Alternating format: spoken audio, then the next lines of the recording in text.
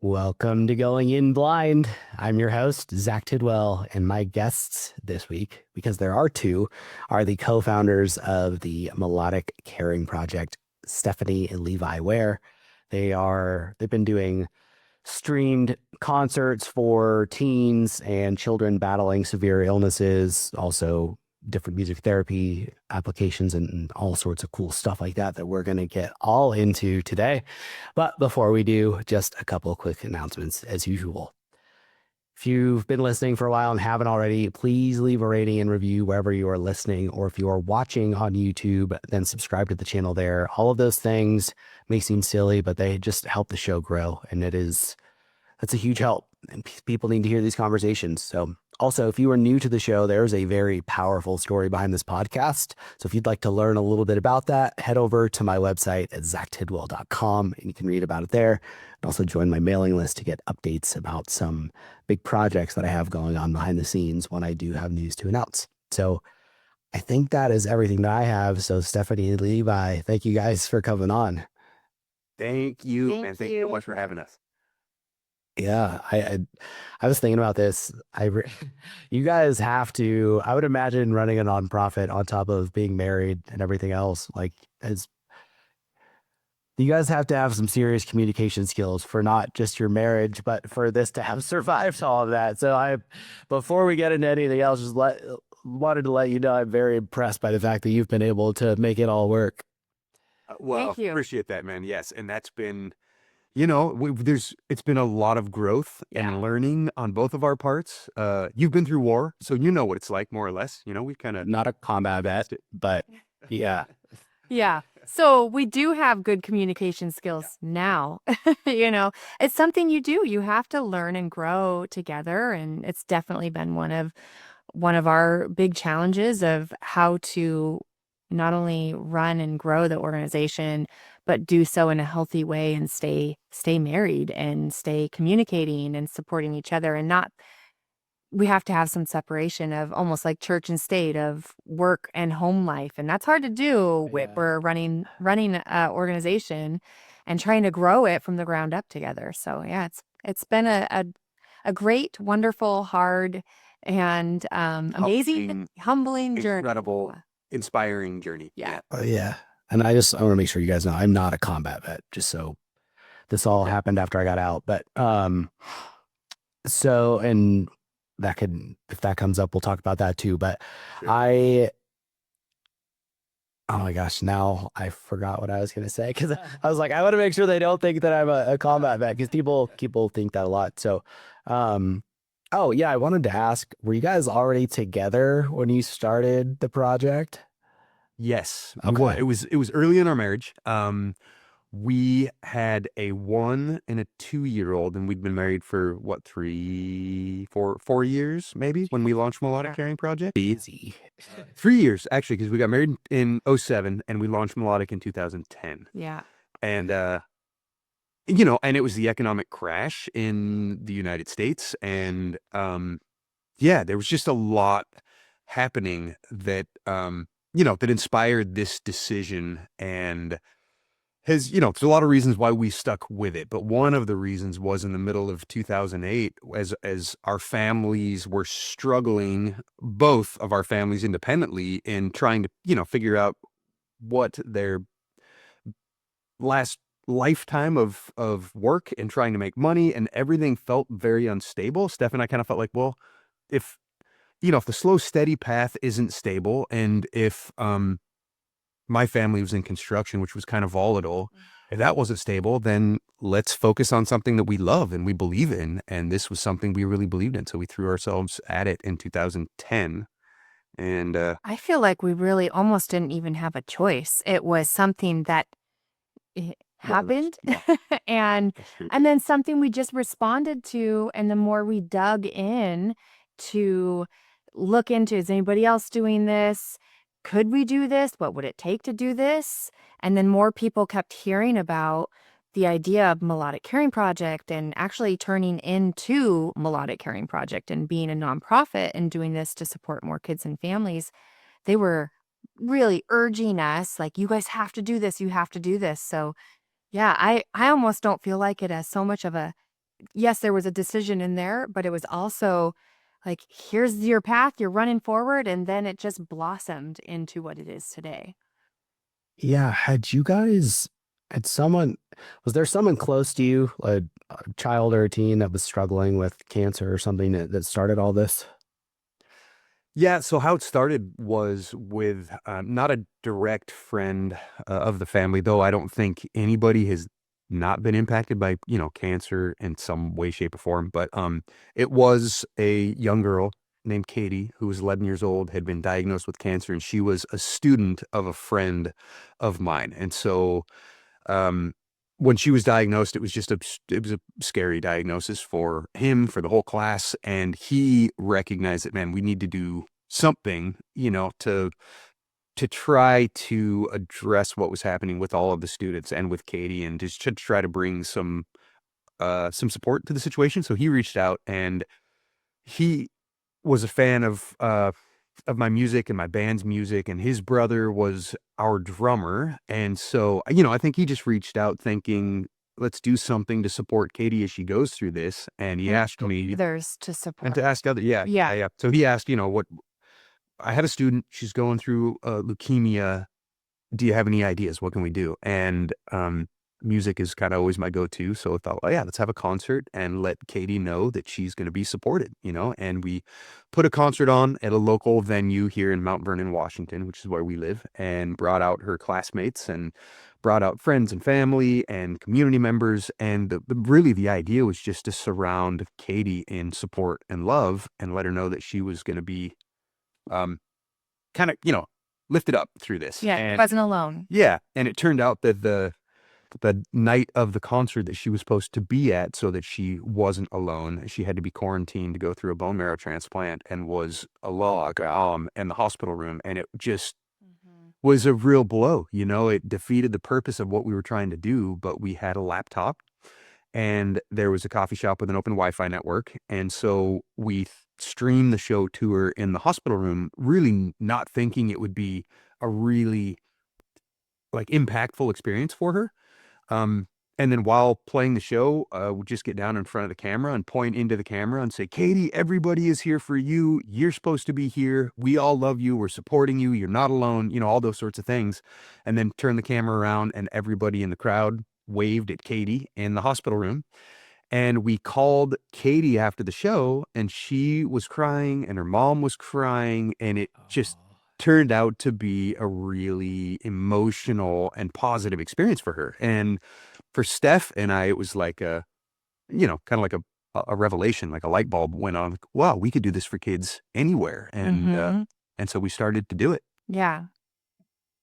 We were amazed by just the emotional impact that it had, not thinking it was going to emotionally impact her while she's in the hospital, just an immediate solution of how can she feel like she's a part of this here and know that like we're all here gathered in her honor.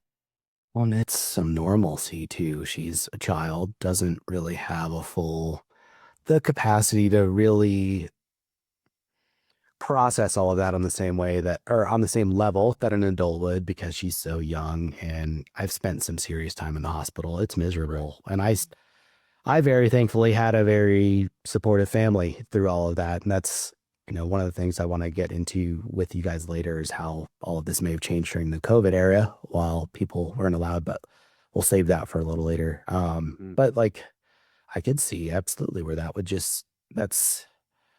normalcy is everything at a time when she's been pulled out of her any sort of life that she's used to. Absolutely. It's so I'm getting ska band vibes from you. Do you have a soul patch and what's going on? I don't actually. I used to have a soul patch, but I have never been in a ska band. So you have to 50% right. All right, cool. That's awesome. So were you playing music full time at this point? No, I played and toured for a lot of years. I never did full time. Music's tough. I worked construction while I toured, and but by this time, Steph and I were married. We had 2 kids. Like I say, we had a 1-year-old and a 2-year-old, and I was working construction all over the state, actually doing veteran access, like handicap work for veterans. Oh, like on their homes and stuff. Yep, on their homes, exactly. Okay. Like ramps and, you know, accessibility for showers and kitchens and all that sort of thing. And so I was gone 5 days a week doing construction when we discovered this. And I was still, music has always been something that's just a huge, man, passion's not even the word, right? Part of you. Purpose. Yeah, it's just something that is, it's an undeniable part of who I am, right? It's more identity than it is something that I'm passionate about. Yeah. And Steph is a very smart business mind, and she was looking at music, recognizing that, you know, I know you love this, but you recognize that this is a really terrible investment, right? Like, yes, you know, it is. And, you know, it's one thing when you're investing, quote unquote, in music in your 20s and you're, you know, you're not married and have kids. And you're fine with just a beer and some dinner. Yeah, sleep on people's couches and, you know, but all of that changes when you get married and have kids, right? And so Steph's suggestion was, well, hey, if music means something more to you than just to go out and entertain people, because that's what I always felt like. Music had a purpose, and I was trying to discover what that purpose was for the music that I felt like I was given, you know? And she said, if that's what you feel, that music is more purposeful than it is entertainment, then you need to go play to the right audience, you know, and playing in bars is not the place to do it probably. And so she was totally right. And I was looking for what that outlet was. And, you know, I tried playing in church. I tried playing, I tried a number of applications and it just, nothing felt quite right, you know? And then when this show happened for Katie and the live stream element kind of became like, you know, this inspiration, it just felt like for me, these disparate parts of my soul all clicked into place, you know, and that feeling of music being for a purpose, but not being able to discover what it was, all of a sudden everything lined up and it made sense to me. Like this feels so right. And you it know? clicked for both of us. It Yeah. was something that, okay, I could sink my teeth into, and like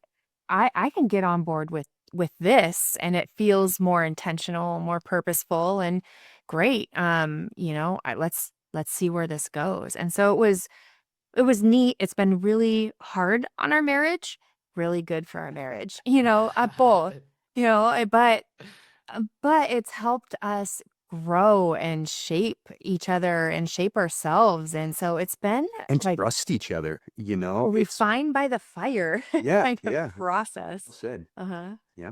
Yeah. And what were you doing, Stephanie, at the same time before this actually turned into what it is, you know, the effort, the Yeah. acted effort?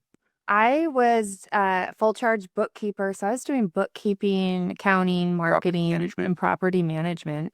And I worked for a property management company down in Seattle and continued to work with them for a little while after we were married. But it was a hour to 2 hour drive most days with traffic. So then I started doing more of the books and property management for Levi's family construction company. Damn. So we got full nerd on one side. And I love Excel spreadsheets. I can't talk smack. I'm a programmer. So I also sit in front of a computer, but like, and then we got full soul patch on the other side. So Totally. Yeah. Though the reality is I'm probably more dorky than she is. Well, I don't know. He does cry more than I do. damn, that's the tell all is coming out. No, it's cool. And like, you know, today, is this both of your guys' full-time gig? It is, yeah. So when we were trying to balance property management. So my family had a building nearby us that Steph and I were managing. It was a mixed-use building, 3 commercial units, 3 residential units. So we were managing that. I was doing construction. Steph was doing bookkeeping. We had our kids, and then we discovered Melodic Caring Project, and it was so good. You know, what we were doing was I would go to construction 4 or 5 days a week. I'd come back on Friday. We'd devote all of Friday to, or all of Friday evening, really, to like like Steph said, market Mhm. research. What does it take to even run a nonprofit? What does it take to launch a nonprofit? What does it take to found a all of these Put a things. business plan in place. Putting business plan in place, and what we realized before too long is this is too much. We can't balance all of this. Something's going to have to go. And so kind of what we decided was, all right, either, a major hospital is going to come along and want to partner with us, or somebody's going to come along and want to support the organization and the mission. One way or the other, we'll have a clear exit, and we'll focus on this full time. And Mhm. I was working about 4 hours from home, and got a call from the local children's hospital saying that they love what we were doing, love the mission, love the organization, wanted to offer it to the kids in their care. And so I came home, and Friday, Steph and I talked about it, and we decided, okay, this is what we said would happen, and this was our commitment. It's like, all right, then we'll jump in with both feet. And so I hung up my tool bags. We started doing Melodic full time, but we had 6 months of reserve in our bank account. And at the same time as launching Melodic, we also launched a for-profit production company because we needed some income coming in somehow, and we didn't Yeah. know really anything about video production. We just knew that was a big element of Melodic Caring Project and what we wanted to do.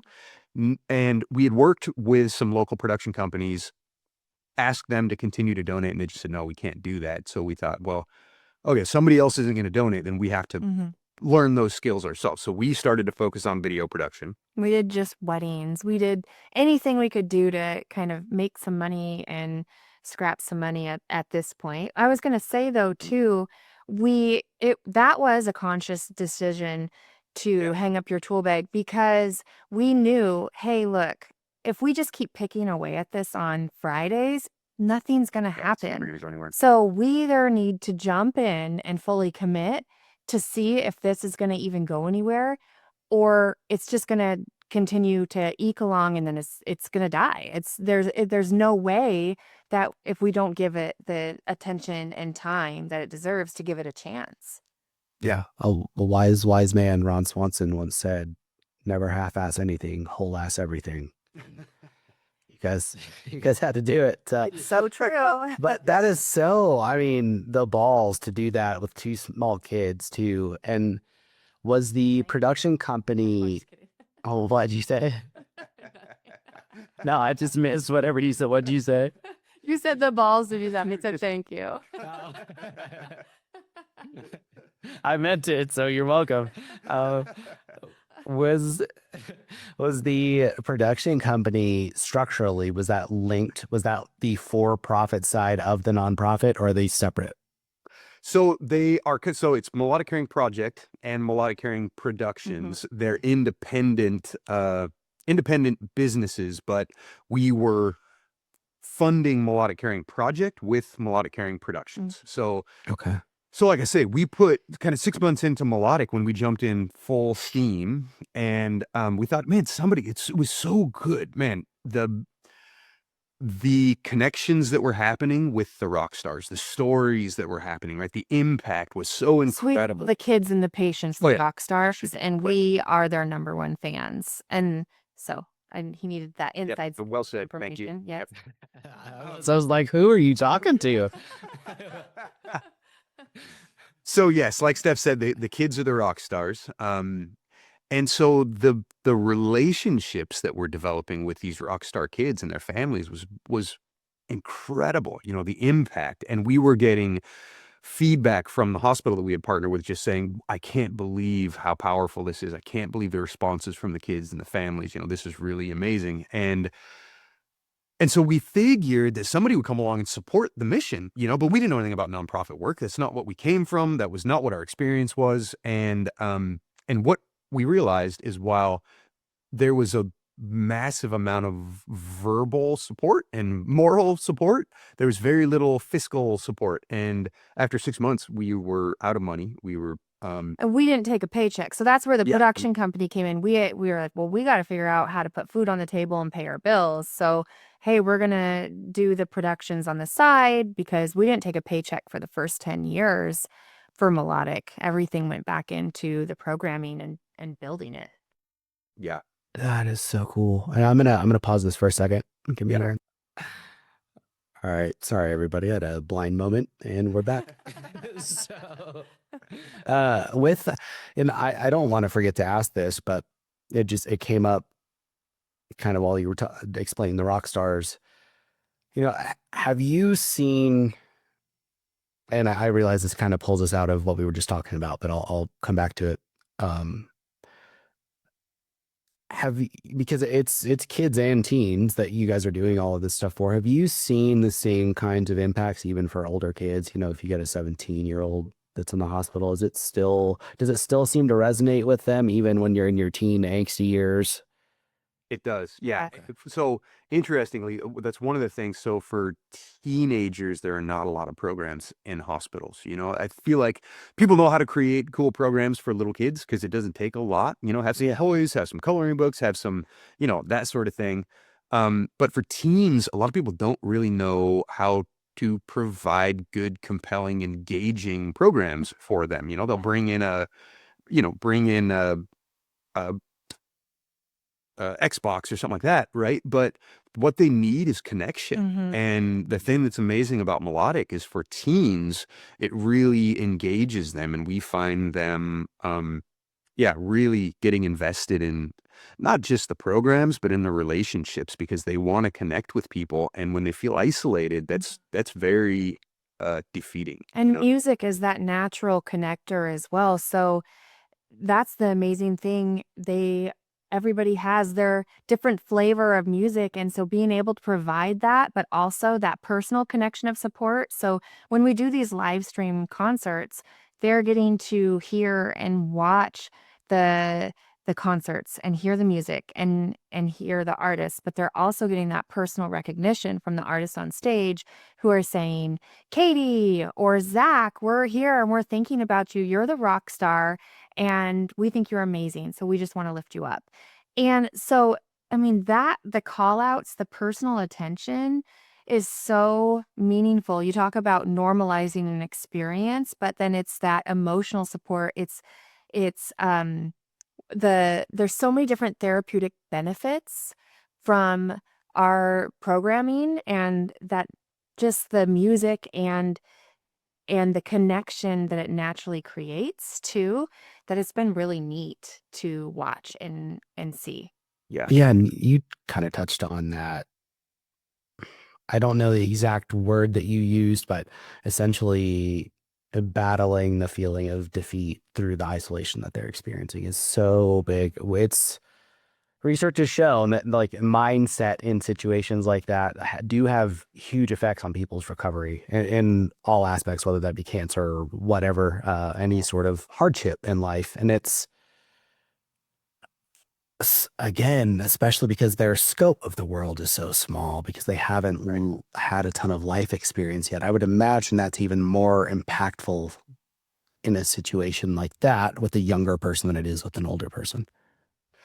Yeah, I think so. I mean, we have had rock stars tell us that if it wasn't for Melodic Caring Project, they wouldn't be alive, and we really kind of, as we heard that, we thought, wow, what a powerful, but exaggerated way to say that Melodic Caring Project meant a lot to them, And specifically, I mean, there's been a couple of rock stars, but specifically, there's one that we have a close relationship with, and the more we got to know her, she finally told us one day that, no, I really mean I wouldn't be alive. I didn't want to be alive. I didn't want to keep fighting. I didn't want, she had given up, um, and that connection provided hope, and that hope, that joy and hope gave her, we have a number of parents tell us that sometimes it's just a moment that you have to survive. You just have to get through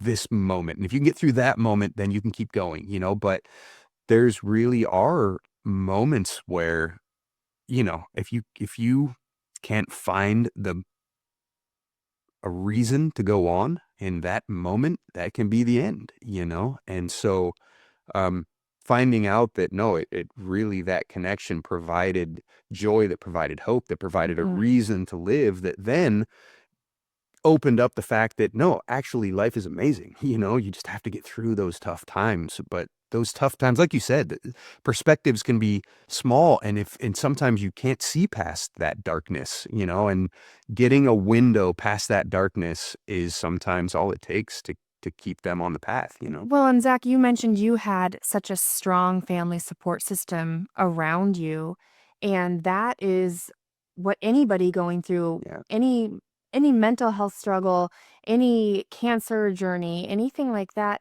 they need a support system. And so one of the beautiful things that I love so much about our program is its ongoing support. It is not just one time that you get this concert and then that's it. And we wish you well or wish you, like, thank you for That's joining us crucial. for that. And so what's ongoing support and which becomes family. And that is such a big theme carried throughout of Melodic, especially this year for us, because our theme actually this year is the power of family, and the rock stars, the kids, the parents, the siblings. We support the whole family, not just the patients going through the illness. We support everybody. And they say so often, MCP has become our family. And that is such a powerful and strong compliment that we could ever receive for the organization, and we feel proud and also a sense of responsibility to continue providing that ongoing support. Yeah, and you said something very. I mean, you guys have said a lot of important things already, but it's specifically down this path of showing like the reason people give up is not being able to see past whatever darkness is in front of them, and that your perspective gets so narrowed. I don't know if you guys know this. I shot myself in the face. I mean, that was because I couldn't see past that. And obviously that kid was telling you that very same thing. That is, she wasn't saying that with the as direct of words, but that sounds to me like, I was either going to give up or do something so that there was, no more choice. That is so impactful and more concrete for people if they weren't following with the mindset shift of just having some confidence moving forward. Like it's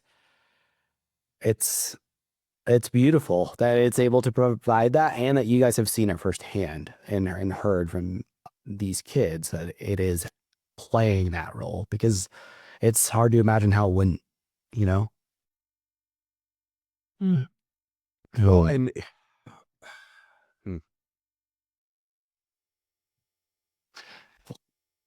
what's incredible is now, though you couldn't see past that moment of darkness, look at this life on the other side, and the lives that you are connecting with, and you are impacting, and you are able to provide hope and another perspective into given what you've been through, and man, I can't imagine what you have lived through. It's brutal.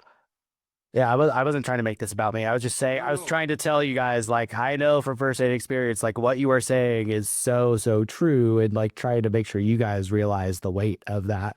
Because I know that kind of I stuff. think it's a great glimpse into the other side of how meaningful it can be. And I wish we could have been there to support you through what you were going through. Yeah. Well, I've ended up in a really good spot, and that's why I try and talk about this stuff, is because I was lucky enough to get that second chance, but like I've been through worse depression since, and it is it is a choice on if you're going to go on or not. When you choose to actually speak up and do the work, you can come out on the other side of it. And that is what people need to remember. But, with all of this with you guys, right, Stephanie, before we or as we started down this lane a little bit, you had mentioned that the outcomes of your programs, plural, being measurable and impactful. I know you guys do, it's not just these concerts. Can we step through some of the other programs that you guys offer and why, like the music therapy, what about that is scientifically backed? Why is it so impactful? Because I honestly didn't know music therapy was a thing, I don't think, until after I was blind, and I could see the power of it now. But it might sound, people might dismiss it just hearing the title. Yeah, absolutely. So, in addition, we started with the live stream concerts because that is how we organically started with Melodic Caring Project. And so we continued that program through, and that was our really one core program, though Levi was connecting one-on-one with patients, but we didn't have the ongoing or consistent or core programming built out. So actually, when 2020 hit, when everything shut down, it was a curse and a blessing at the same time because we were forced to then have to pivot and go, hey, we've been talking about wanting to provide more programs, ongoing, more consistent programs rather than the live stream shows. It's whenever bands that we get approval from are traveling through that we have the ability to team up and bring this program to the kids in hospitals. So it's not as consistent. And so we knew that for patients, for families, it would be so beneficial to offer consistent support on a weekly basis. So they knew every week Melodic had these programs going on. So now we offer one-on-one music therapy sessions. We have board certified music therapists on our team, and they use music, the healing power of music and the tools and to meet patients where they're at. So where if they come into a session and they're feeling anxiety or feeling down, then they ask, how are you feeling today and what would you like this session to look like? And not trying to maybe you can explain a little better, but meeting them where they're at and not trying to, I guess, acknowledging where they're at and then working from there. Is Can you Yeah, I explain think that a little better? Oh yeah, go ahead. there's something very validating about being met where you're at and being oh gosh, what's the word? That's it, validated. Mhm. Being that what they're dealing with is hard and Mhm. it's difficult and it's not fair, and it's all of these things, meeting them where they're at, especially for kids, but then giving them tools to also, like you said, it's a choice, so giving them tools to choose their way out of those moments of depression, moments of isolation, moments of anxiety. And one of the big things that Melodic provides is just the opportunity for them to be able to make decisions. Because for a lot of these kids, when you're going through major medical treatment, you don't get to decide. The doctors decide for you, and you're on Parents. Yeah. or your parents, exactly. And so you're on this ride that you don't feel like you have any control over, so giving them an opportunity to choose, um, whatever that is. Do you want to write a song? Do you want to listen to a song? How would you like to go about your treatment today? And kind of the definition of music therapy is using music to accomplish non-musical goals, right? So, do you remember the story of Gabby Gifford, I believe was her name, the congresswoman from Arizona that was shot? She was shot in the head and had lost the bullet impacted the portion of her brain that controlled speech and recognition and memory. And they used how Gabby was able to recover her speech was through music therapy, because music accesses a different portion of your brain. And essentially how they describe it is like taking a byway. It's like that portion of her brain that was in charge of speech recognition and memory and all that sort of thing had been damaged. And so they used music as a byway to access another portion of her brain where she could learn once again how to speak. And largely it's because memory is embedded so deeply in that music portion of your brain, where if you look at, dementia patients and Alzheimer's patients and that sort of thing that almost remember nothing, you can put on a song and they'll come back to life and they'll remember all of the lyrics. They might not remember their son's name, but they remember the lyrics to a song that they grew up with 60 years before that. And so music and lyric is embedded so deeply that that's a portion of your brain you can access with music and bypass those damaged areas and bring back, so it's healing through music. It's incredible. We see that with our music therapists working with the patients. I mean, um, the the just speech therapy, engagement. Some of them will come on sessions and not speak at all. And just this last week, our music therapist said, I've been meeting with this one patient, this rock star, and this was the first time she had they dialogued, but using, other tools in order to have a dialogue. So they weren't talking back and forth. It was like two puppets that she was holding up, two stuffed animals, having a whole conversation together. So they are helping provide the therapy and helping them grow in these areas too. We've had patients who were nonverbal that then helped them become verbal. And so, yes, it provides the hope, it provides the support, but there's actually, like Levi's saying, that measurable impact that's happening as well. That is so remarkable to see how music can do that, and how our music therapists have been able to do that.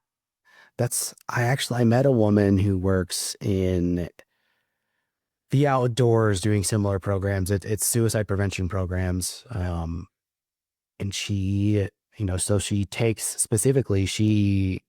has been working with veterans who are either in, like veterans court or who are doing inpatient drug or alcohol rehab. And they come out and do these programs with the National Park Service. And her program, her name's Amber Martin. The program is the Resiliency Rager program. And this was kind of like I think this year was the first year that they did it, if maybe last year, but it was this flagship program, and it's shown a lot of efficacy. And she was saying that, I go out, I take these guys on a hike, and I'm using allegories from how there's symbiotic relationships between the mycelium in the underground and how the trees are communicating with each other and they're supporting each other in all these different ways. And that in doing that and pointing out these different things in nature on these hikes with these guys,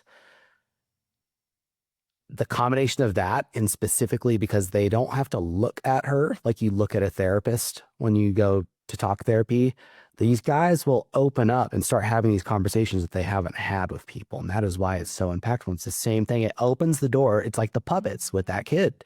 It is, you're weaning, your foot into the door a little bit with the activity. And then it starts to open up a space for them to decide, okay, I'm going to be brave and say one thing here. And when it's received well, and it's just kind of this magnifier. And it's interesting that these kind of like adjacent or almost like layover avenues into that stuff is that it has that effect in making people feel more comfortable, especially, on top of everything else. The kids being in the foreign environment, you're in a hospital, this is a stranger of an adult, and it is weird because it's an adult and you're a 10-year-old. Like, a lot of kids aren't comfortable talking to adults, and it's so that indirect component, I think, is so important for people to hear about with these different kinds of applications like this. It's very, very interesting. Well, because they have to choose to be open to that support and grow, the vulnerability, and if you can put that opportunity in front of them and then be there to help provide the support when they're ready for it, that is what is most needed. And it's interesting to hear it's the same thing, and that is what our program's doing. That's what the program you were just speaking about is doing. Oh, I think that intention of meeting somebody in their space, not trying to force them out of it, right? Not trying to tell them they're wrong for being in it, just meeting them there and leaving space for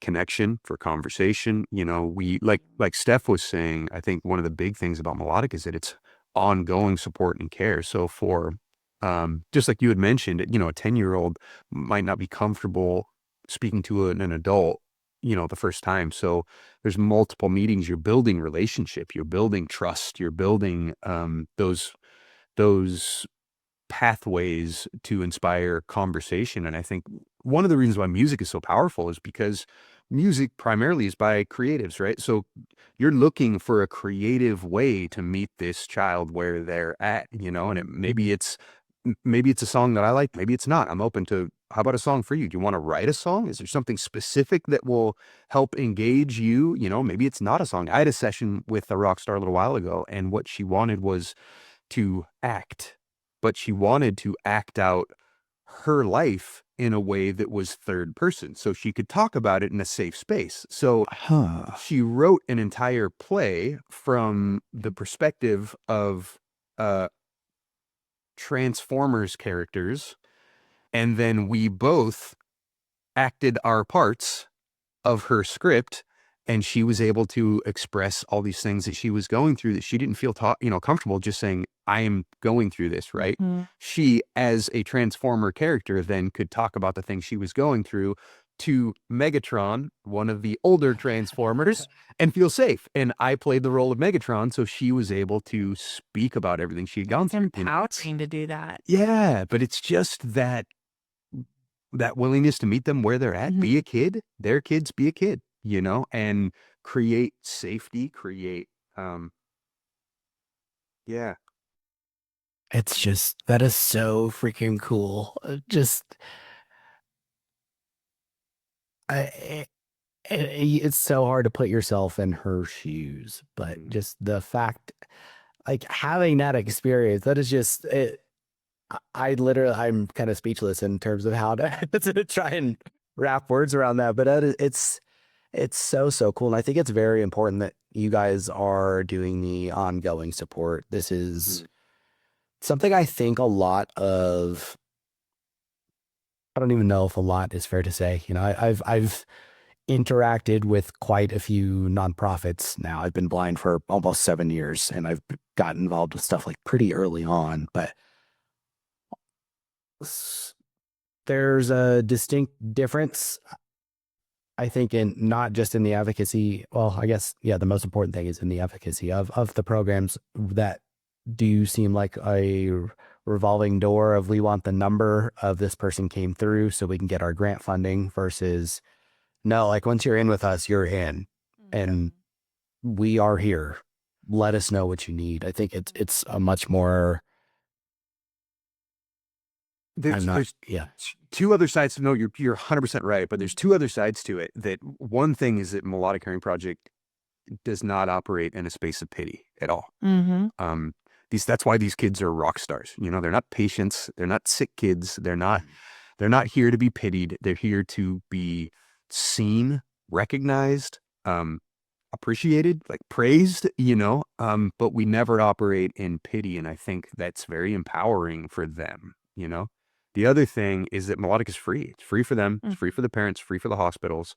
So I think even in a lot of situations where maybe, a child connects with a therapist and it's a very good, very needed relationship, what if their funding runs out? What if their insurance lapses? What if they're, and they can't continue to meet on an ongoing basis? And we've supported kids.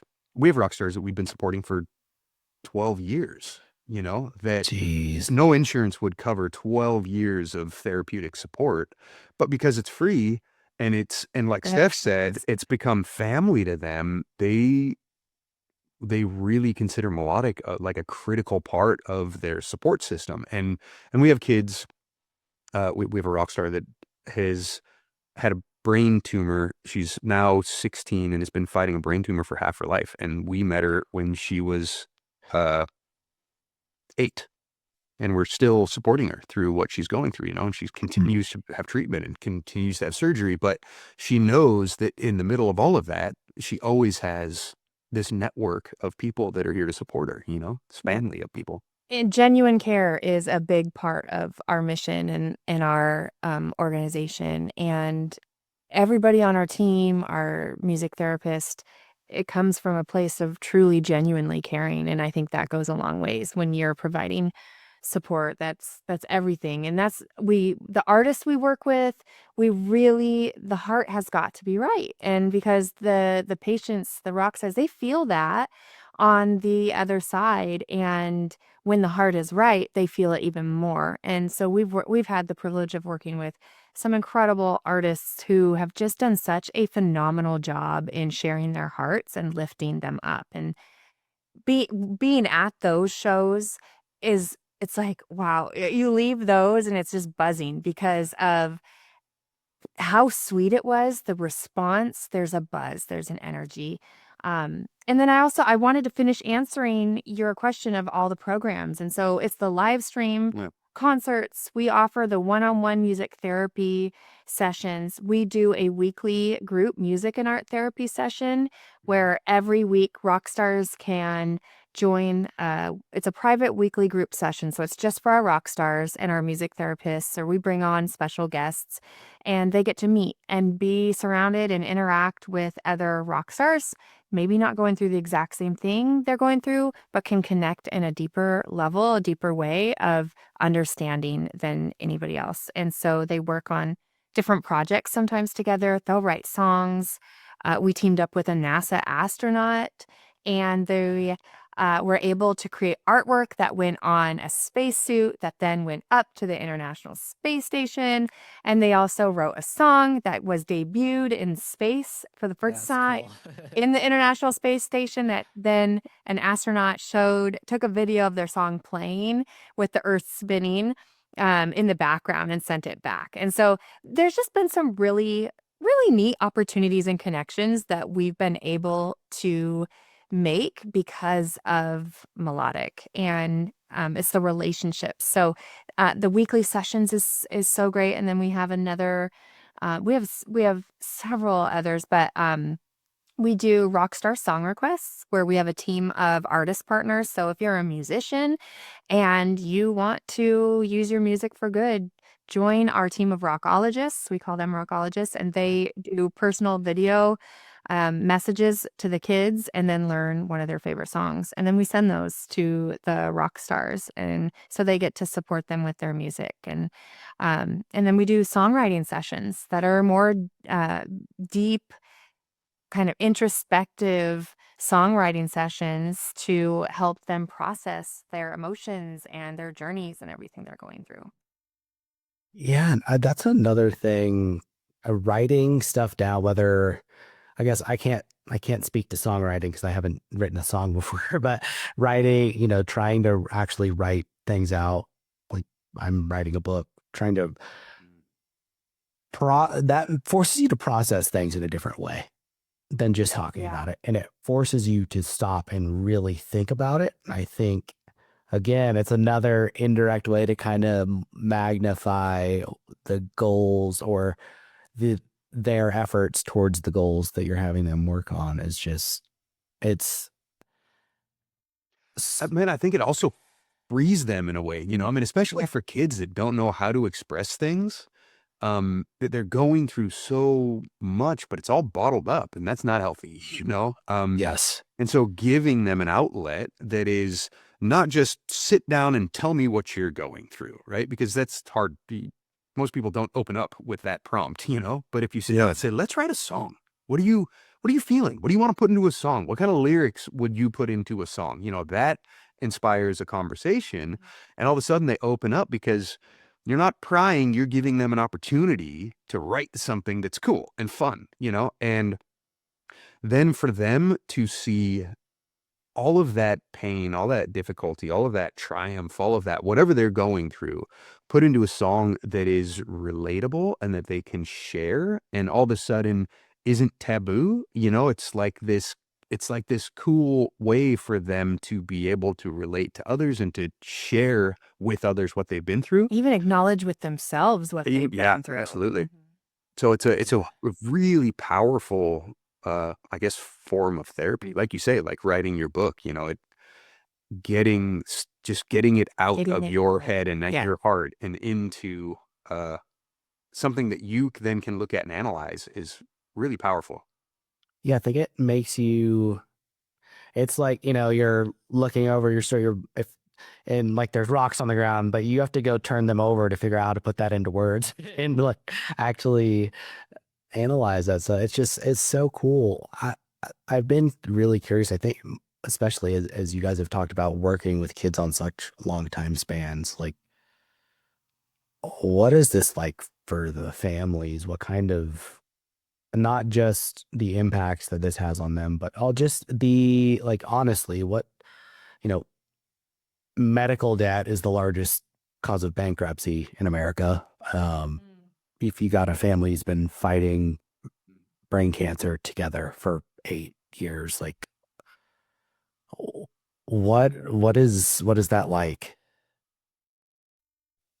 Man, that's a great question. I mean, I think we've heard, we've heard a lot of impact or a lot of stories from families. I mean, um, one of the rock stars we're supporting right now, his mom just said, you brought music back into our home, right? I think it's easy to get caught up in the difficulty of what you're dealing with in the daily routine of medications and doctor's appointments, and these things don't feel joyful. They're difficult. They are trying. It's, the relationship between parents and kids and siblings is very stressed.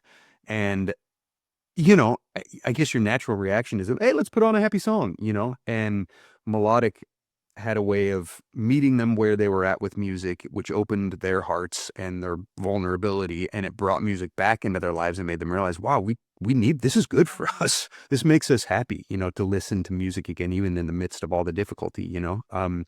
We had another rock star mom say that in a time in your life when everybody else is walking out of your life, Melodic Caring Project walks in. And so, it's that thing of, and serious medical difficulty is scary. It's intimidating. It's causes fear and anxiety. And a lot of times it's easier just to step away from it. You're like, "Ooh, I don't know what to say. I don't They're know uncomfortable. how to address this. Yeah, I'll just step back." Yeah. And the result of that is that the people going through it feel like everybody's leaving their life, and leaving them alone with what they're dealing with. And so for her to say, when everybody else is walking out of your life, Melodic Caring Project walks in, was a really, that was very powerful for us to hear. Yeah, I think with the Natural Aware organization is set up is we have the ability to walk in and help and be there. And there's so many, I mean, talking about people walking out of their lives, it's not necessarily by choice. It's they just don't know what to do and how to support. And that was the reason Melodic was started in the very first place, because Ryan reached out, the class, they wanted to support, they just did not know how. They didn't know how to do that. And this was a way to naturally offer the support. And then we've been able to expand on that and develop more support programs. And um, the financial difficulty that you're talking about, that's something that's heavy because yes, I've seen some parents have posted pictures of the bills that they've received, and it's like $1 million of a bill. Thankfully that person, they were at a hospital that also had a program to cover that, the uncovered, care, and I forget what it's called. It's the Uncompensated. yeah.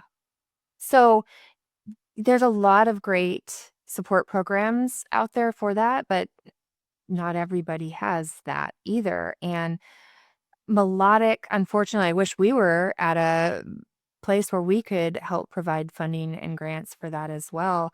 But at least for us, knowing that we can provide support no matter what they're going through, no matter, it's going to be heavy, whether it's the financial burden or the emotional burden. Any of that, we can be there to support the whole family, the parents, the siblings, and provide some joy when you feel like there's not a lot of joy, or an outlet for emotions because you are frustrated. I know you've been working with a rock star and there's a lot of anger, a lot of frustration. And so being able to be a spot where they can have an outlet to release that frustration is also good and healthy, because then they're not releasing it on their family as much as well. And that's one of our goals here, is to just help provide that support as well. If we can support the family, then the family is there to support the rock star, their child, Mhm. So But, you know, another thing is while we can't, like you say, financially help them Mhm. with their burdens, at least we're not adding more burden to them, you Right. know, because our programs are free. And so, and, you know, and then for a lot of these kids, if you're in long-term care, you know, a lot of cancer diagnoses are not, it's not like weeks or months, it's a year to years, you know, Yeah. and a lot of that treatment doesn't happen in hospital. A Mhm. lot of it is you're sent home, and none of those hospital programs that are in place for the kids are available, right? So, and the kids are still very immunocompromised. They can't go out into crowds. They can't go out to concerts. They can't go out and be with friends. They're stuck at home in isolation, and Melodic follows them wherever they're at. So we meet them at home. We meet them in the hospital. We have kids that we'll do one-on-one sessions with on the way to the hospital because they have anxiety and they know that it's going to be a difficult treatment, and they just want to connect for a few songs and they want to talk things through. And so we'll talk to them on their way. You Mhm. know, we have sessions with kids while they're in dialysis or while they're hooked up to machines, you know. We had a little rock star named Marley years ago who he was going, they were trying to place a port. So he was cancer patient, right? They had to put a port in his chest so that they could continually give him medications and And chemo. and chemo, all those, yeah, all there's his treatments, Mhm. but and his food, nutrients, everything else, right? And so they were trying to place the port, and this was a message we received from the child life team at the hospital. So they were trying to place the port. He was real squirmy. He was young. He was 4 years old, I think he was, Jeez. and he couldn't sit still because it's scary and it's intimidating. He's got a team of doctors and nurses around him, right? He's a lone kid, and they said he just wouldn't sit still, and they were going to have to sedate him, but they don't want to sedate him, right? They would prefer not to. And she said that she kind of thought, well, nothing we're doing is working. She knew that he had recently connected with Melodic Caring Project and had a session, and it was recorded. So she put the session on an iPad, gave it to him while they were trying to place this port. She said that he just settled down, focused on the songs and the music, and all of a sudden, he wasn't squirmy. He wasn't trying to fight them. They were able to place the port. They Mhm. didn't have to sedate him. The parents were happier. Like, just the entire outcome was made so much easier, so much better. There was less medical intervention, which in the end then is more medical bills, right? Yeah. And they were able to do what they needed to do because he had the support from Melodic Caring Project. So it's stuff like that that's very, like you say, it's easy to think, oh, yeah, music therapy, that seems nice. You know, I'm sure that's a nice distraction, but it's so much more Mhm. than that. Yeah. And provides so much more value and support to these kids than most people recognize at face value, you know? Yeah. And you guys have done an incredible job painting why it is so effective, painting that picture. And again, I think it's very important for people to hear, especially with, you know, giving someone a pill isn't always the option or the best option on things or the most effective, or, it's connection is a huge source of things. And all the different facets of this that we've touched on. But I was kind of curious if you guys, I know we kind of touched over how the program of all, or your programs, I guess, kind of came along, especially over the course of COVID. But how hard was that time with these kids not being able to actually have support in the hospitals with them? Well, interesting. I mean, I think we were fortunately in a very good position for COVID, right? Because we'd spent 10 years pre-COVID trying to convince hospital nurses, right, child life staff how powerful this virtual connection is, because, you know, pre-COVID, none of us realized what isolation felt like for the most part, you know, or that a Zoom call can be super meaningful, you know. And so we were trying to convince people and trying to get them to understand that, no, this is a really powerful form of care and therapy. And then when COVID happened, all of a sudden everybody was forced into recognizing the need for this type of connection. And we were very well established at that point. We had all the right tools to provide the support. And Okay. I mean, our numbers in 2020 were over 20,000 in the year of the amount of support we were able to give and offer, because there was just the demand for it. And we were doing so many programs. Instead of the live stream concerts, artists weren't on tour, but we had the relationships with a lot of the artists. And so our team developed a series called MCP Connects, and it's where we would just connect with them in their own living room. We would provide names of our rock stars, and they would do a little interview with the artist from their own living room, and then they'd play some songs and dedicate them to the rock stars. And we did over 60 of those, I believe, that in 2020 alone. Yeah.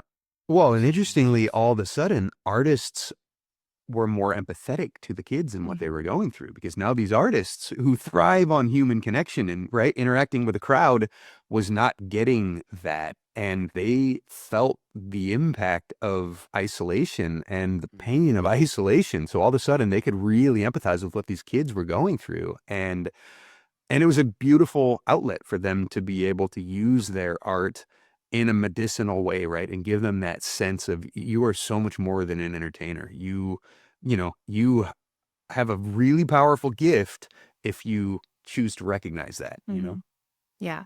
That And is so kind of interesting. put that into perspective, like over COVID, that for that year, right now we're supporting around, this last year, it was just shy of 8,000 patients and family members, because we support the family members as well. So the rock stars and family members a year, but in 2020, it was over 20,000, just because we were primed to be able to offer that support. So we were doing one-on-one sessions, we were doing song requests, we were, in developing all of those even more, but then doing the MCP Connect series. And we partnered with a national health system in the UK as well to support nurses and doctors, and everybody was dealing with burnout and, and isolation and fear. And there was just so much happening at that point that we really tried to make Melodic Caring Project available as much just as possible. available, right? Yeah. Like a beacon, just bring connection, bring hope, bring light into people's lives, Yeah. But the challenges, one thing that you kind of asked about the challenges, was there was a lot of pop-up, live stream companies then at that point, and then artists looking for ways to monetize and make money. And then you have a lot of these pop-up live stream companies saying, hey, you can monetize and use our platform. So we saw a difficulty in getting confirmations and yeses from bands, because they were getting hit up so much, where we were one of the only ones, reaching out saying, hey, you want to live stream your show? We don't monetize. So we developed our programming to be very low impact on the artists, but high impact on the patients. And so we bring our own production crew in and just team up with the artists. There's no licensing to have to deal with, because we're not monetizing it. It's free. It's free for the patients. And we just want to come into your show, partner with you, and you can give some love and shout outs to these rock star patients. And that was difficult for a couple years. We're starting to see the live stream shows starting to come back more. But I think there was just a lot of confusion. Well, and fatigue, live stream fatigue. And they're being hit up so often about it. So it's nice to see that starting to come back around. And hey, we've outlasted a lot of these pop-ups. We knew we would. We just had to hang on for a little while. Well, yeah, and you were doing it for the right reasons. Yeah. Whereas I would be willing to put some money on a lot of those were disingenuous. Hey, these are cash grabs. Right. Yeah. Which is opportunistic. Yeah. If it's a business, it's a business. I get it, but not, it's very, very different. Obviously applications. So have you guys, I just recently, I would say it was at some point within the past couple months, I heard that I don't even remember what the context was of the first one. The second point I'm going to bring up, I do know the context of, but it was basically that for whatever reason, pediatric medicine is like the least 3%. Yeah, funding. so it's on one hand, pediatric doctors get paid the least, and so there's an issue like you're saying. But also with on the other side of that is downstream of some of our healthcare structures, and like I heard that this second point that I'm making was specifically Congressman Dan Crenshaw talking about this, that I guess they've seen since 2022 when it was the Inflation Reduction Act passed and allowed Medicaid to basically dictate some price, or Medicare to dictate prices between them and like different pharmaceutical companies, that there has been a huge pullback in research. And the hardest hit area was the area of children's medicine. Have you guys seen a shift in hope or like outlooks for these kids in these facilities? Or is this, again, I realize he's a conservative politician, could be taking shots there and saying that, I didn't look into the issue myself. I taking it at face value and with a grain of salt. But are you guys do you see a shortage of where these hospitals are struggling to treat these kids and where there's not hope on the horizon in terms of treatments coming down the pipe? Oh, absolutely. Yeah.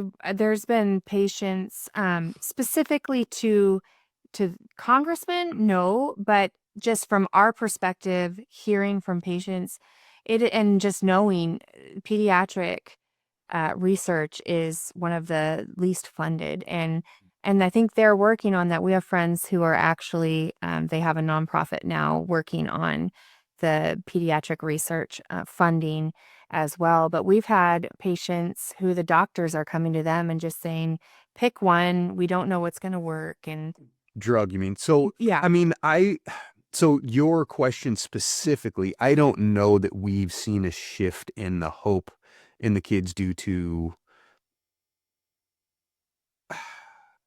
due to like laws or, federal impacts or Medicare, That was sort of thing. specifically, it impacted and maybe I probably didn't say it completely.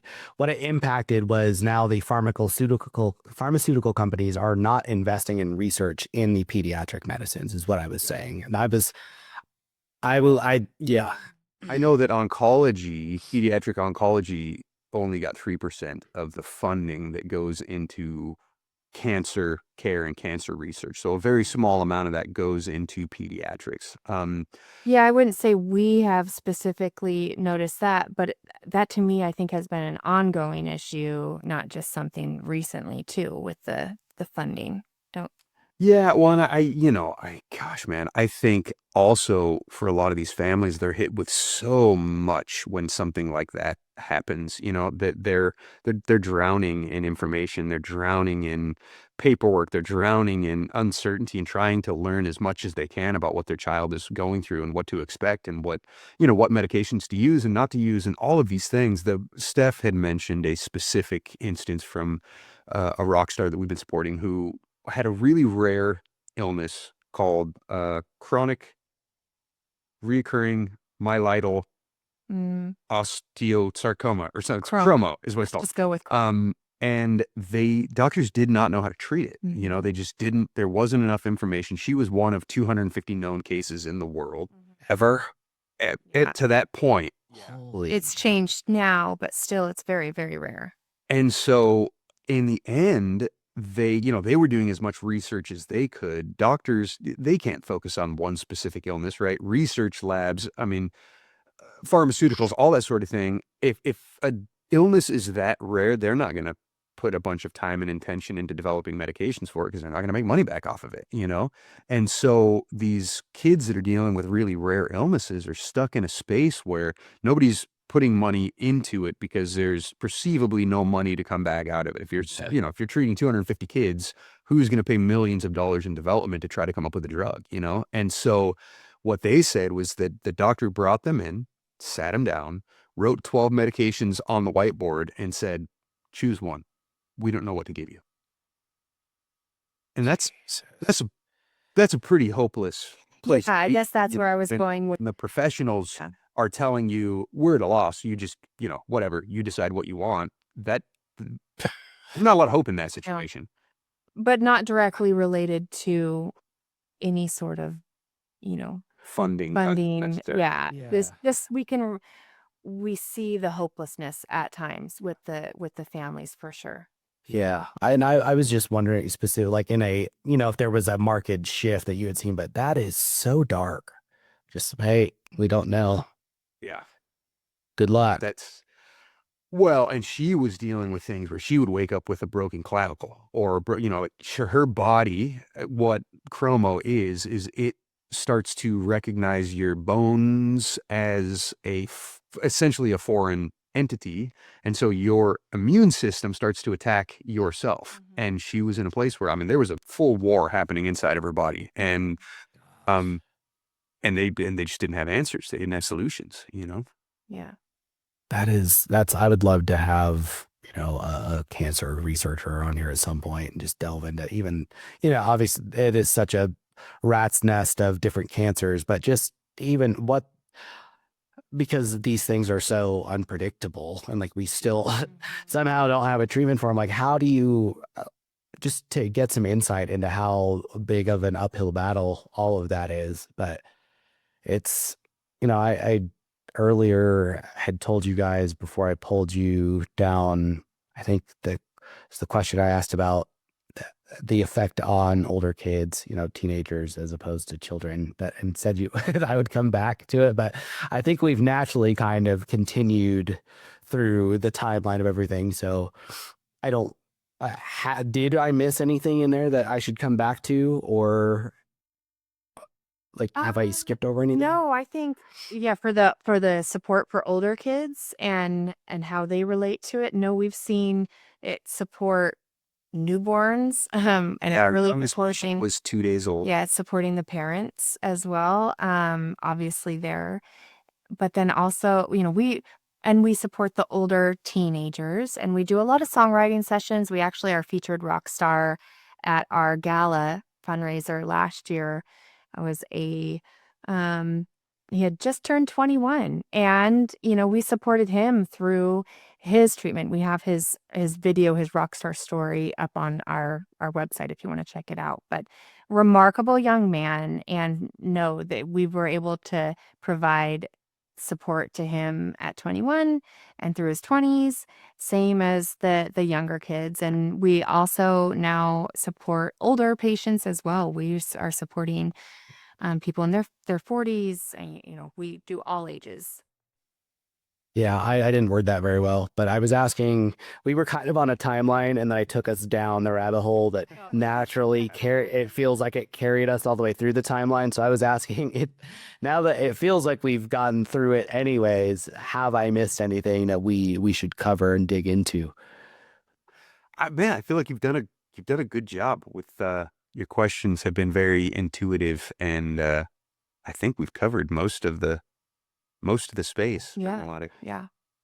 Do you guys No, I have, mean, the only other thing I guess is just to put a bow on it is that Melodic's been around for 15 years. We've supported over 58,000 kids and families around the world. The organization is strong and robust, but sustainability is hard, and so I think, still trying to find people that really resonate with the power of what is happening in these kids and families' lives and really want to support it, want to see it continue. We want to build an ambassador program for established artists. We've worked with Coldplay, we've worked with the Black Eyed Peas, we've worked with oh, no way. and Zach Brown, and you know, we want to see one of those artists go, this is incredible. This is what I want. Yeah. My legacy as an artist to be and come and be a part of this program with us, and be an ambassador in the industry and with their peers. Yeah.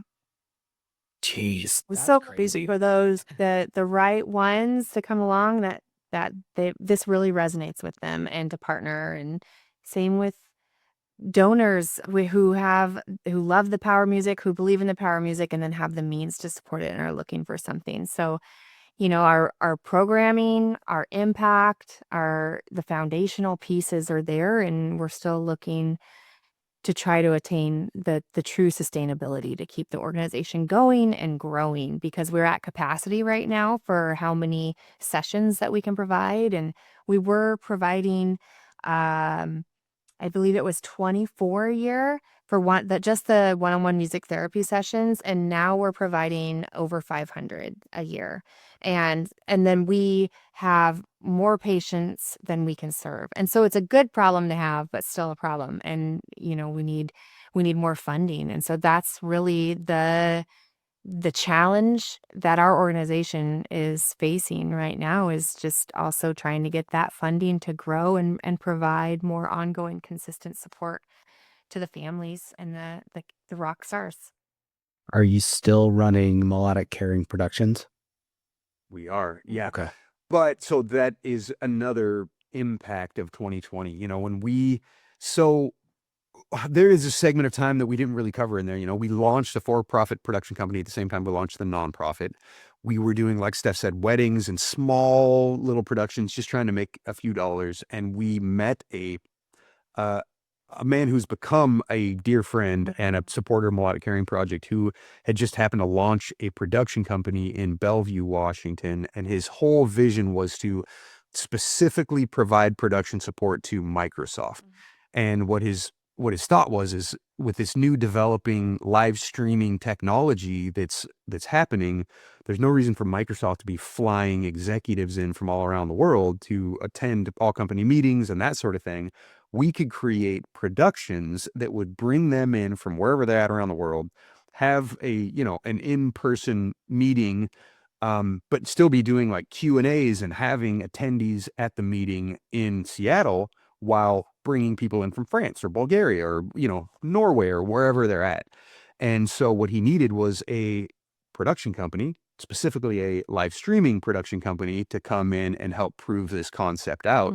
And he believed in our mission, believed in what we were doing, and he trusted us enough to partner with us to come in and start doing those productions at Microsoft. And so we went from giving up our jobs to do Melodic Caring Project. We lost our house. It went back to the bank. We moved into an apartment so that we could focus on Melodic Caring Project. I found I was pregnant with our third. Jeez. Pregnant again, which was a really good fiscal idea in the middle of that. But then, we were doing these small productions, and then he started to bring us into these Microsoft productions. And within a few years, we were really, really busy doing these Microsoft productions and actually making good money and supporting Melodic Caring Projects so that all these kids could get care for free. And so, but then 2020 hit, and what we were doing that was very unique with this kind of guerrilla style production, there was other production companies that were serving Microsoft that all of a sudden, when everything went virtual, they all started to invest in virtual production. Or they brought in-house. Or they brought it in-house. And so we're being subcontracted, and all of a sudden we became redundant because they replaced us with their own gear. And so it was at that point that we focused on Melodic and actually started to take a full-time paycheck out of Melodic, really kind of for the first time. And so that's where we're at still. Oh. Mine's still part-time, to fully transparent, but I just wanted to say thankful. So our friend Mark, who brought us into the kind of production space, helped Melodic survive and thrive all of those years. So grateful for just the community of people, the relationships that we've been able to build through Melodic and Make, and that have lifted it up and believed in it and believed in us that, hey, okay, they can do this. And it was a scary time, and you had to just dig in and figure it out. And at times forced us even when we didn't feel capable. Yeah. But what growth, what learning that comes through going through some really hard times. So I wouldn't change any of it. And yes, those jobs have dropped off, but Melodic has grown so much that honestly, I couldn't do all of what we were doing, and Melodic at the capacity it's at right now as well. The bandwidth is the hardest part. Like I'm paid part-time. I work full-time, and it's like up and down, and then planning our annual gala and everything. but I wouldn't trade it. It's been such a remarkable journey of growth, not just for the organization and the relationships and support and impact for our rock stars, but between us and our marriage. We have 3 kids. It's been It's so crazy on top of everything else. on top of everything else. But you know what? We brought them into the fold. Yeah, They part have been a program. part of it since they were just babies. And it's built in a sense of compassion and just an awareness to give back, be grateful, and give back and help those in need. And it's been a really great thing for our family. Yeah, they're going to grow up with some interesting perspectives on life as a result of all that. Yep. They'll be interesting humans. So Yeah. that's awesome. Yeah. Well, let's put a bow on this for real, for real. But where can people find you if they want to, one, support you, or if they know someone who could use your help? Yeah, thank you so much. They can find us online at melodiccaring.org. Following us on social, we're on Instagram, Facebook, soon to probably Melodic Caring. at Melodic Caring, yes. And one of our employees is trying to talk us into doing TikTok, and I may look We're young, too old for that. or I feel too old for that. But yeah, melodiccaring.org, and reach out to us personally. Our emails are on there. We'd love to hear from you. There are so many ways to get involved, whether it's through donations or time, or just, hey, I've got an idea for this area. I'd love to get involved and see what we can do. Yeah, or we know somebody that needs support. Yeah. You know, Yep. we are here. We've started a nomination program as well. And a lot of people will just say, I've got I have a sister or I have a niece or I have a whatever, who is going through a hard time. They could use some support, and they'll just nominate them for a song. And we'll start sending them One of our music and love. rockologists will learn their favorite song and send them some love. Yep. Awesome. Well, thank you guys. I enjoyed this. This is always, these are always coming into these conversations cold, which I don't know if people know that behind this, or, looking into how the sausage is made. So you never know how these are going to go, but this was great. So thank you guys so much. Man, thanks so much Thank for having you, us. Zach. Really appreciate it. Yeah. Thanks to everyone at home for listening to another episode of Going In Blind. I think big takeaway here is, remember, one, if you need help, ask for it. There are people out there who want to do it. And two, if you're that kind of person on the outside who sees someone going through a hard time, do not walk away from them just because you're uncomfortable. I've seen this in the disability space, and also just people, even in making new relationships, can be very difficult because people are uncomfortable about things that they don't need to be uncomfortable about. So make yourself look past your discomfort, make yourself uncomfortable, and do the hard thing there and be there for people. But I'll see you next time. Bye.